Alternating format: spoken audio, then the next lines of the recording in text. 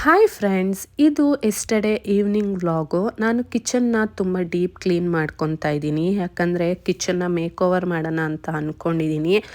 ಮಾಡೋಕ್ಕಿಂತ ಮುಂಚೆ ನೀಟಾಗಿ ಕ್ಲೀನ್ ಮಾಡ್ಕೊಂಬಿಡೋಣ ಅಂತ ಕ್ಲೀನ್ ಮಾಡ್ಕೊತಾ ಇದ್ದೀನಿ. ಹಾಗೆ ಊರಿಂದ ನಮ್ಮ ಅತ್ತೆ ಸ್ವಲ್ಪ ಸೊಪ್ಪು, ತರಕಾರಿ, ತೆಂಗಿನಕಾಯಿ, ಅವರೆಕಾಯಿ ಎಲ್ಲನೂ ಕೊಟ್ಟು ಕಳಿಸಿದ್ರು. ಚಕ್ಲಿ ಮಾಡಿದರು ಅನಿಸುತ್ತೆ, ಚಕ್ಲಿನೂ ಕೊಟ್ಟು ಕಳಿಸಿದ್ರು. ಅದನ್ನೆಲ್ಲ ಫ್ರಿಜ್ಜಿಗೆ ತೆಗೆದಿಟ್ಟು ಸ್ನಾನ ಮಾಡಿ ಗುರುವಾರ ಆಗಿರೋದ್ರಿಂದ ದೇವ್ರ ಪೂಜೆ ಮಾಡದೆ ಇರೋಕ್ಕಾಗುತ್ತಾ, ದೇವ್ರ ಪೂಜೆ ಮಾಡಿ ಅಡುಗೆ ಮಾಡೋಣ ಅಂತ ಅಂದ್ಕೊಂಡೆ.